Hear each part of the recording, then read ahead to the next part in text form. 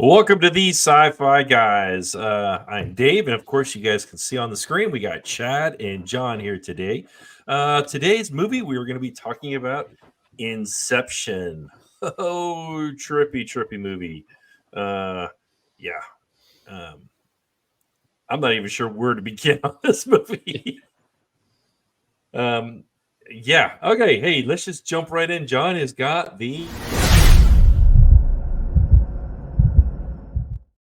John's got the questions this week. So, John, you go ahead and start with your first question. You got it. Well, I mean, this movie really, you get down to it's all about dreaming, and so it's in it. The thing that kills it on the sci-fi side or makes it sci-fi, it, by what I meant, is the fact that it uses technology to get you inside of others' dreams, and technically your own dreams too. But in the long run, the goal is others' dreams. So my question to you guys first is: do you think that technology could ever exist at all in general?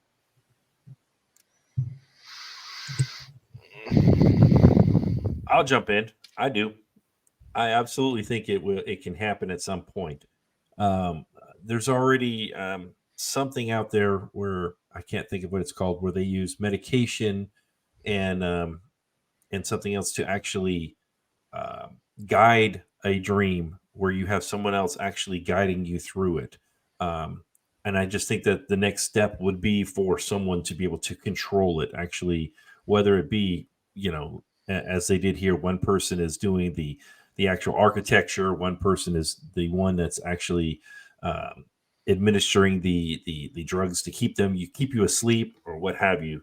So yeah, I think all the way it definitely can happen. What about you, Chad? I don't really know.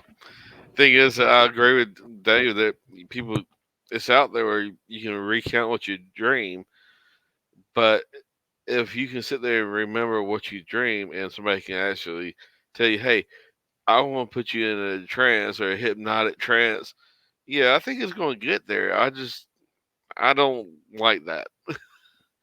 It was a great movie, and don't get me wrong.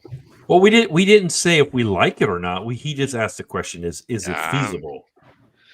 it's sooner or later, yes. Yeah, and sadly, on the whole, I think that's just the general case for most of these technologies, good or bad uses. I definitely think they're all going to be out there eventually. Now, particularly the dreaming, I haven't seen what you have seen, Dave, but I have seen bare minimum where you're able to now also watch someone else's dreams. They measure the wavelengths of your brain, and they're able to produce an image from that. And I think that's a very low res image right now. But I mean, you combine that with the ability to walk someone through a dream, and you've got the setup, I think, necessary to handle this kind of tech too. And again, good or bad use cases, we know it'll be used for both regardless. So, Oh yeah. but yeah, I definitely agree. I think we're headed there eventually. So, if you were able in a dream, what would you build if you could? What would you build in a dream if you could? Come on, Chad, you do this one first. I don't know. It was this kind of made me think. I was like, if I had to build something in a dream, it'd probably be put myself in a one of your favorite movies or your favorite scene that you can replay it as any character you want.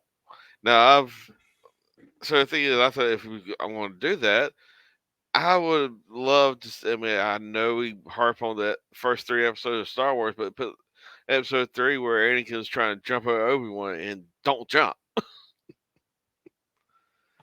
I was thinking very similar to. I was like, that would have been a cool scene, but then you just used it. For me, I'd probably go with um, and be a an extra character or replacing a character. I think we kind of talked about this on our last pod with those sci-fi guys. Yes. If you could place yourself in a movie, would you be the main character or support? I think I would be a support character, but I would want to be like, let's say, Stargate SG-1. I think I would really like to see myself actually going and exploring other places, but being a fifth character, not taking away from the four that are already there, because I just think the dynamics and just how well they mesh together. And then just adding a fifth person, and hopefully, that would work.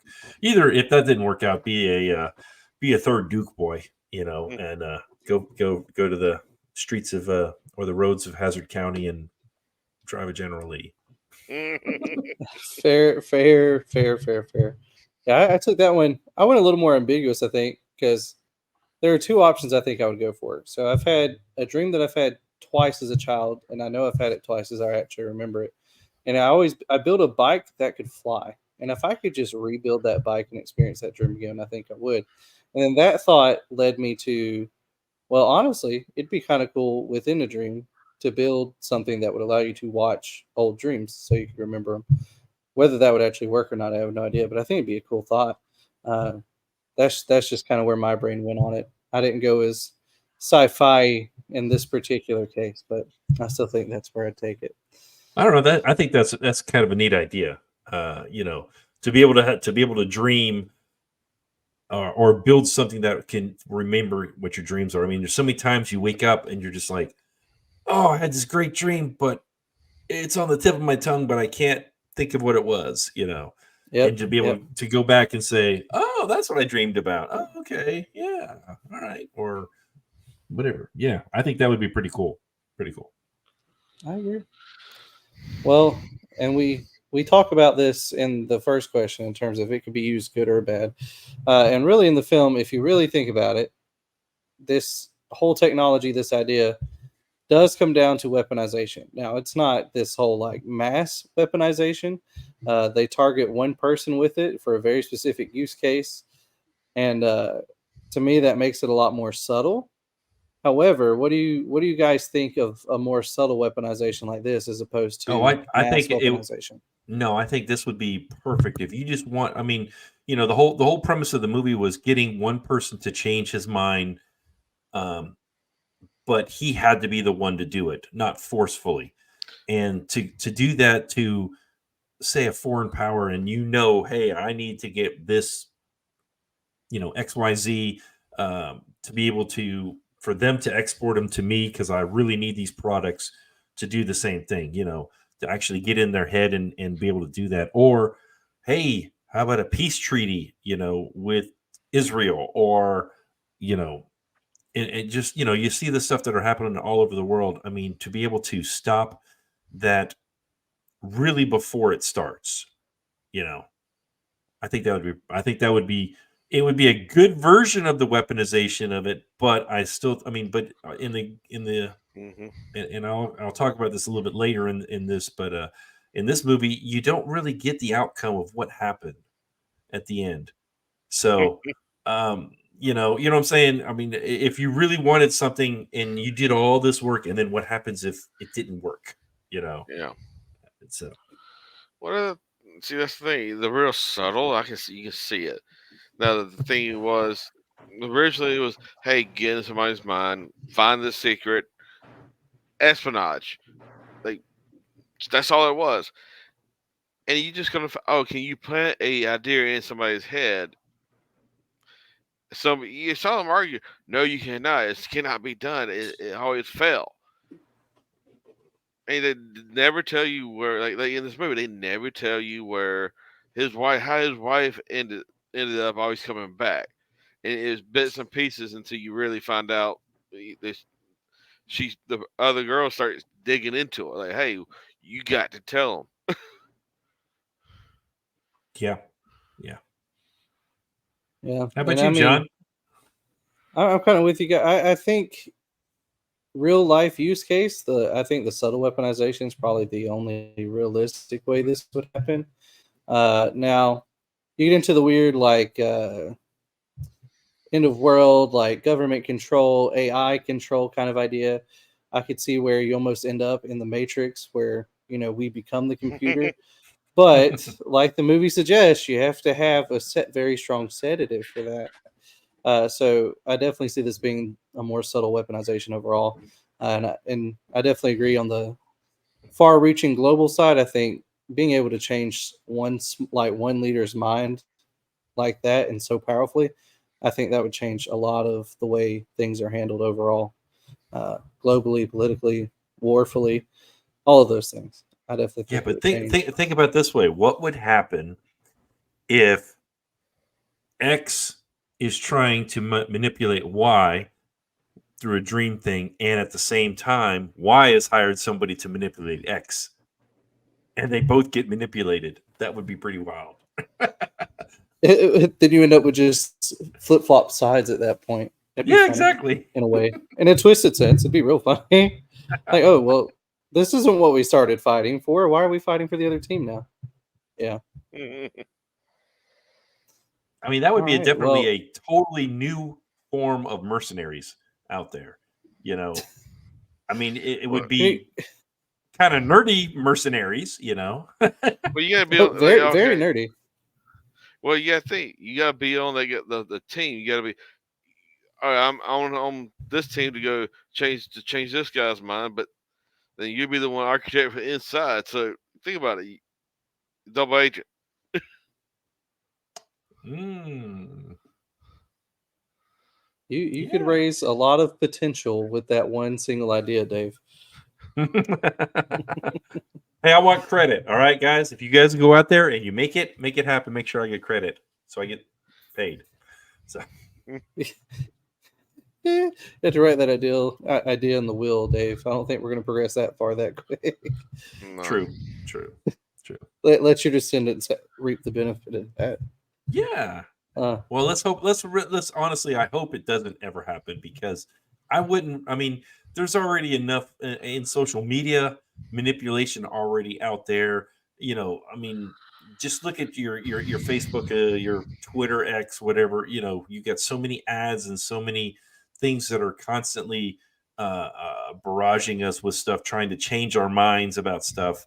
You know, this really is the next step, but I really hope it doesn't ever get to this because yeah, I then would say we're on the outside of the mind now, yeah, changing stuff on the exactly. inside. But changing stuff from the inside, that's deep, real deep. Mhm. Very. Well, thinking of controlling from the inside, not somebody else's influence, but your own influence. I think you can't talk about this movie and not ask this question. Have you guys ever controlled even just an aspect of one of your dreams, controlled a dream altogether in a way that would let you do some of the stuff the architects have? You guys ever hit any of that?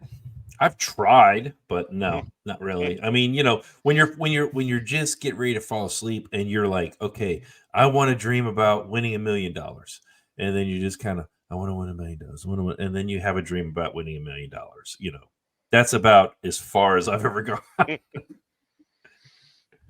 Chad, what about you? I don't know. I don't think I've done that or not even wished for something. So I thought, well, this is the first time we've been thinking about doing. I'm like, but I don't think you really can control it. You can say I want this, and you drink or something else. Okay, so when you go to bed tonight, try to control your dream and see what happens. Do it. Do Join it. the Do dark it. side. Do it. Wake up. I would say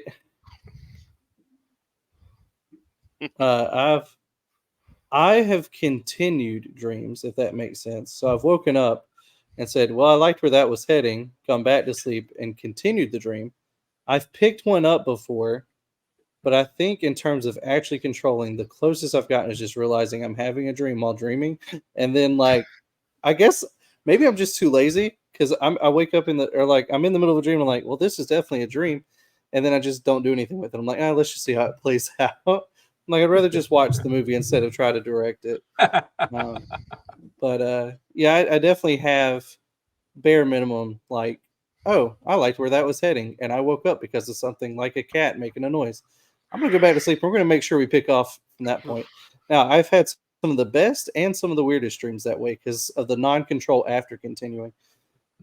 So I've ended up in like, oh, well, I'm at a nice dinner. I continue the dinner in the second part of the dream, and suddenly like, oh, I'm actually on a boat in the ocean. How did that happen? It doesn't connect. So Oh, that's about as far as those I've are the gotten. weirdest ones that you start one place and then you're like, oh, I'm here with my wife, and then next thing you know, you're here with a sibling or with somebody else, and then you're here with somebody somebody you work with, and it's like, what? How did these all get connected together? You know, those It's are always the whiplash. weirdest ones. Yeah, exactly.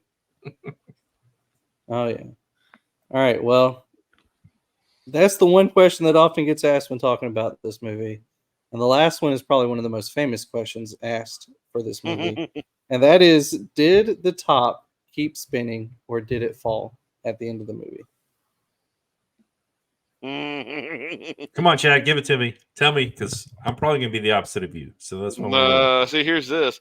You remember when it started fading out, it always looks like it's going to stop. And then it fades. No, it just fickled like it kept spinning. And I guarantee it was a dream within a dream. He didn't come out of it. Okay. Well, hey, I was gonna say the same thing, but since we're on a pod and we talk about this, let's go with the devil's advocate. I say, yeah, it stopped. He got to spend all that time finally because he got to see his kid's face for a change. All the rest of the times he never got to see their face. So to me, that's telling me, okay, the top spin the top stopped spinning. There. How about you, John? Yeah. What's yours? I mean, personally, I would be very hopeful that it stopped. I definitely don't think it did. It definitely feels like the whole movie leads you to this fact that you never truly know what's reality and what's not. Even when they walk you through it, there are times where you get lost in what is and what is not, and what is happening and what is not. But my political answer is I definitely don't think we're meant to know. I think that's part of the fun. Kind of the whole, maybe the fun isn't the destination, but the journey we took along the way. Maybe it's not that the tops keep spinning or doesn't. Maybe it's the fact that we get to ask the question. Which, truthfully, if I remember interviews about it, I think that actually is the intent of. Is it Nolan that directs these films? Oh I yeah. definitely think his intent was to make you ask the question. I don't think he actually, although I think at one point he went back and did say no, it definitely does one or the other. I don't remember which side of that. But for the longest time, I remember that his whole concept was it doesn't matter. The fact is, I got you to ask the question, and that's what I cared about. And I think that's a pretty good idea from it. It definitely Yeah. gets you talking. Well, Well, I mean, it got us talking right here. You know. you gotta think that wasn't his total, as it was called. It was his wife's total.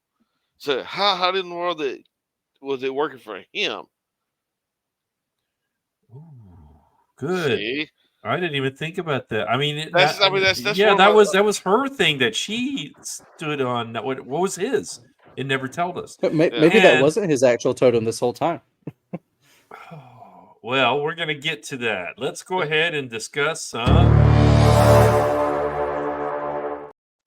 plot holes. See, that was one of mine. I'm like that.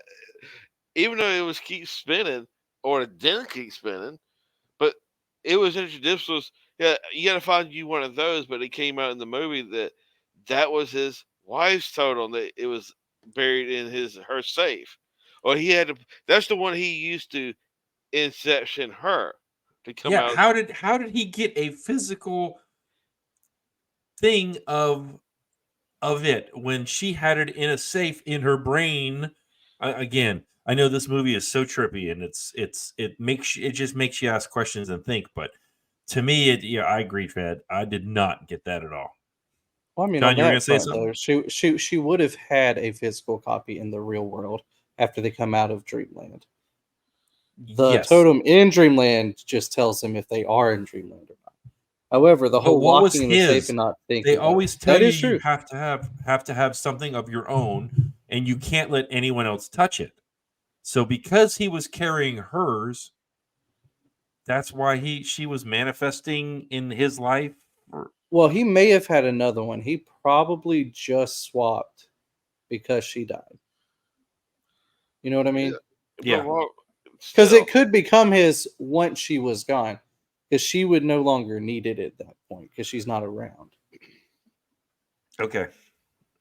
I get So that. as long as nobody else touched it other than him, it could still be his. But then you get in these weird backhole Again, questions. They get real boggy. yeah. But I'm trying to, when we say plot holes for here, I'm just trying to, yeah, this one is one of those it could be a plot hole. It could be the way they wrote it, I don't get it. Do you have any, John, that you thought that were kind of glaring, obvious I plot think holes? one of the most glaring is at one point the guy they're trying to Inception. Like they were, I don't know. There was a point, and I'm trying to remember the exact point, but where like he basically goes from being confused and kind of arguing to just like, yeah, I'll do what you're asking. At some point in one of the layers, and I was like, okay, he didn't just swap gears like that. He was asking a lot of questions, and then he just straight up just flipped a switch. Yeah, because I think it was the hotel. So the second layer. Yeah, Yeah, the second layer, or it was the second layer because yeah, they were on the plane. Then there was in the van, from the van to the hotel. Yeah. So it was in that And layer where I'm like, they're holding it at gunpoint or something, and suddenly he's like, no, I don't want to do this, or I don't understand. And then all of a sudden he's like, okay, never mind, I'll do it. I'm like, What you gotta think? He tried this before in the beginning of this movie. I don't think you remember on the Chinese guy. right. That we're trying to sell you this, try to get you involved, and say to get him to sell. It never worked. It worked on him for some reason in the Inception part, but that was time crunch. Yeah. I mean that's. I guess that's one of the for me. All right, didn't they say in the movie that if you die in the deeper the level, meaning if you're level 1, you die, you're back to, you wake up. Oh, no problem. But if you die from level 2 and anywhere else, you are trapped in Never Land, or whatever you want to call it. Basically you're trapped in for eternity. My question is, how did Sato at the end get out of that then? He was holding the gun that what's his name brought with him.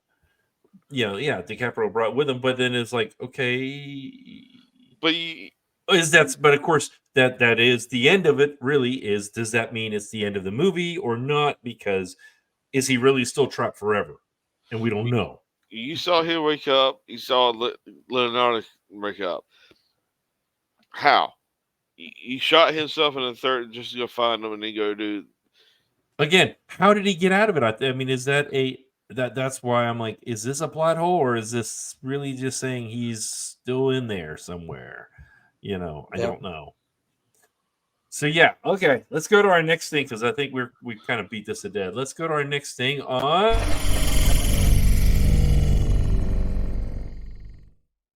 What would we do?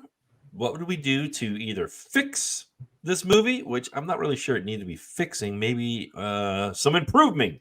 Yeah. What would you do to improve this movie? John, how about you? You've asked all these questions. Let's start with you. So Chad has some time to think. I think on the whole, I might fix some of the sedative questioning, because I think that just was a whole different layer that didn't necessarily have to be added into what is already complicated. And maybe there is some hint of this in the film, but I looked to my photography background a little bit. And I think maybe there's a way they could have changed the type of shot, maybe the aspect ratio within each layer, that could have helped the viewer track those without changing the film itself, okay, we're in this layer, we know that because it's a 4:3 ratio. Oh, we have a black widescreen block, something like that. We could definitely use that from the viewer perspective, and I get where Nolan wouldn't necessarily have done that. It's not really his style, but I definitely think that would be an easy way to improve the film in terms of understanding it from the viewing perspective. Like it. I like it a lot. All right, Chad, how about you? See, I was about that. Somehow they keep track. I agree with John. Somehow they keep track within the dream. How many layers down, or just you gotta either, if you had to watch it, okay, airplane, bus, this, or maybe even have a little number down in the corner. Layer 1, layer 2, layer 3. Just something to let us know where they're at. Thing is, I would like to know, instead of jumping, like you saw in the beginning of the movie, you see this old Chinese guy. You didn't know nothing about this movie. If you've watched this for the first time, oh, he's trying to get secrets from a Chinese guy. Why there at that time and comes back into the movie at the same place?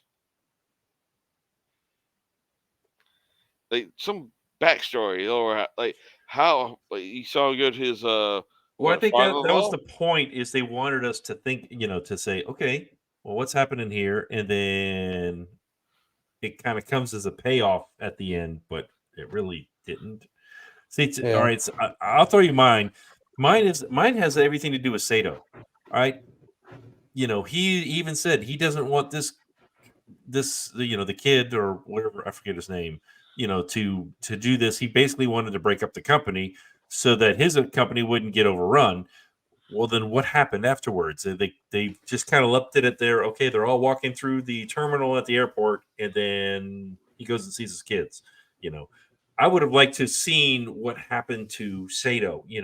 Oh hey, okay, this, or even better, have Sato really be a mastermind and be an evil guy Yeah. and say, guess what? Now that he is not, I am the only one that has a monopoly in this, and here's what I'm going to do, you know, and then that play out as an entire, next movie or something.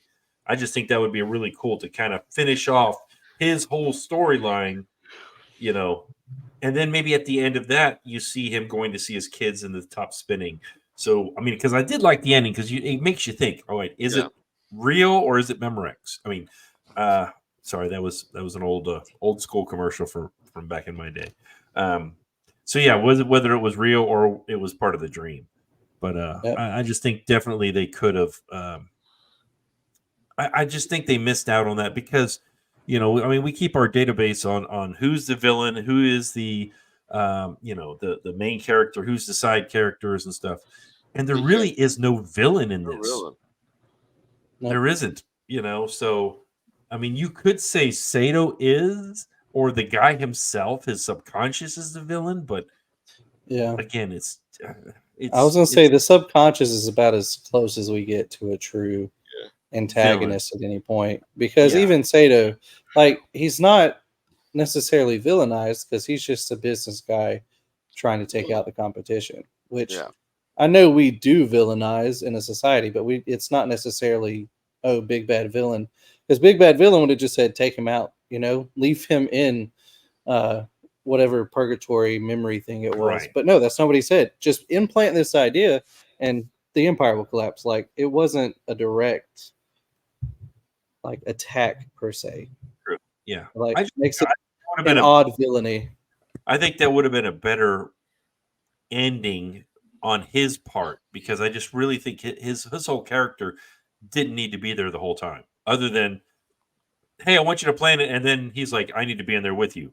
Well, why? I mean, you're not even a team member. You don't need. You have no idea what you're doing. To me, that's why. Since he wanted to go in there, he wanted to see it get done for nefarious reasons. That's why I just think that would have been really cool. Yeah. Okay.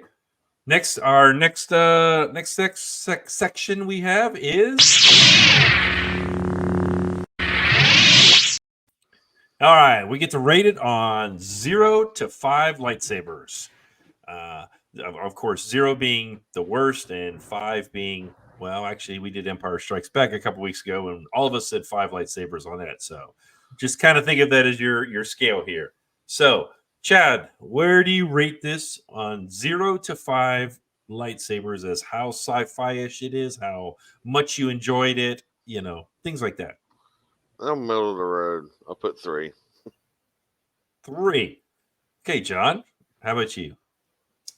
For me, I mean, I'm going to put it at a 5 just for the thought provoking, the actual shot taking, the action. It includes a lot of good elements that I would place it up there. Okay.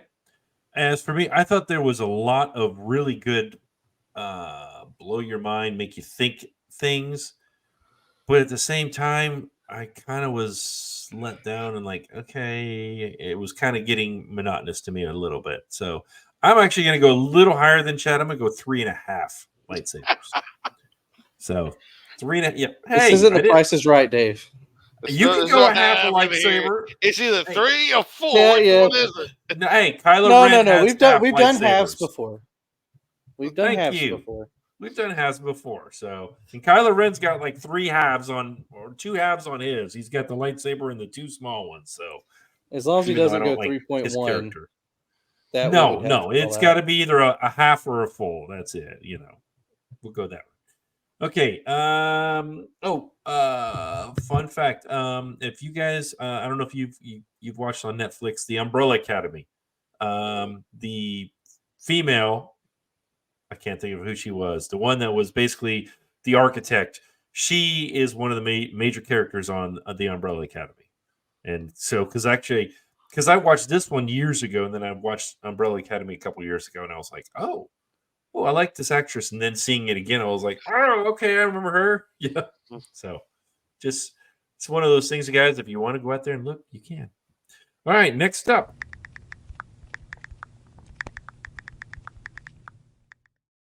All right, contact us. Please contact us. We are actually growing. You'd be surprised. Let's see here. Where's the right one? Right there. There it is. Okay, you guys can get us on Twitter at TheseSciFiGuys. You can email us, TheseSciFiGuys at gmail.com, or you can post comments right in this video down below. We leave them open for you guys to post comments. If you guys got any questions, if there's a movie you guys want to see, please put it in the comments or email us and say, hey, man, I really would like to see this movie next, and we'll do our best to go ahead and try to get it on there. All right, so next up, our movie for next week or next time will be, Chad picked this one out, and it's going to be Mars Attacks. This was actually a pretty funny movie. So, I mean, you can see some of the star-studded cast on the bottom. You got Jack Nicholson, you got Pierce Bronson, you got Danny DeVito. There's a lot on there. And there's a lot more than just those 5 that are in the picture below. So, anyway, yeah, it is definitely a fun movie. John, you've never seen this, right? I mean, again, that can be the general expectation, yes. Well, this will be definitely one of those ones that it's a fun watch. Let's just leave it at that. I'll take it. I love a good fun watch. We like fun watches. All right, everybody. We appreciate you guys watching, and we're out of here.